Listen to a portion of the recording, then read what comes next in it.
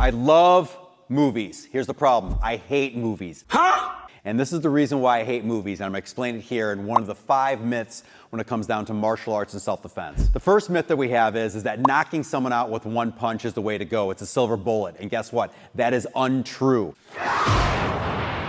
It just doesn't happen, you know? Now, I'm not saying that knockout punches never happen, but as far as you putting all your money on that bet that you're gonna have one silver bullet, one move to knock out an attacker, once again, I think you're setting yourself up for failure.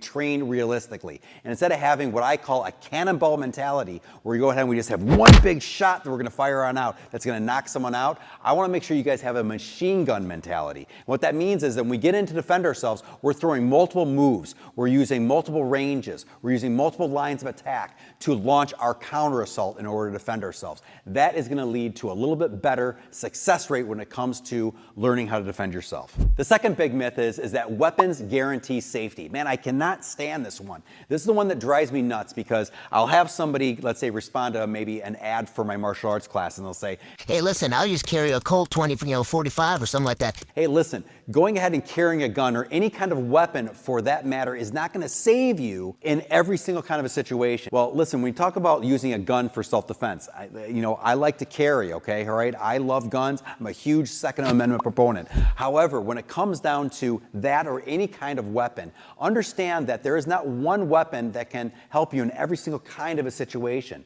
Therefore, if someone cuts you off in traffic, and goes up to attack you, what are you going to do? Pull out your gun and just shoot the person and kill them in broad daylight? I would hesitate against that. On the other hand, I love pepper spray, but is pepper spray the right answer for every single kind of defensive situation? I would say no. Is pulling out a big Bowie knife or even just a tactical folder, is that kind of a move the right thing to do, not only ethically, but also legally as well? So that is a huge myth that needs to be busted on up, is that just having a weapon is not going to, let's say, save you in every single kind of defensive situation. The third kind of myth that I want to kind of break down here is that fighting back is always going to lead to victory, is always the smartest kind of thing to do. Let me go ahead and tell you a quick little story right here. I had a buddy of mine get into a bar fight, and he had to fight off literally 4 different guys.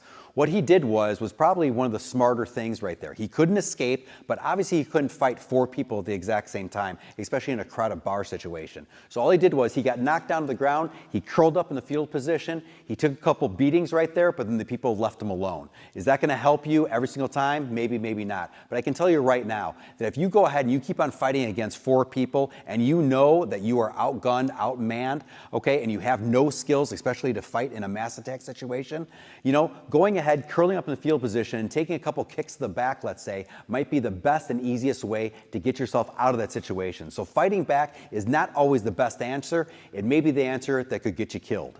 Now listen, the fourth myth, once again, is something that drives me crazy, but it is a myth that self-defense classes will make you invincible. Everyone's entitled to their opinion.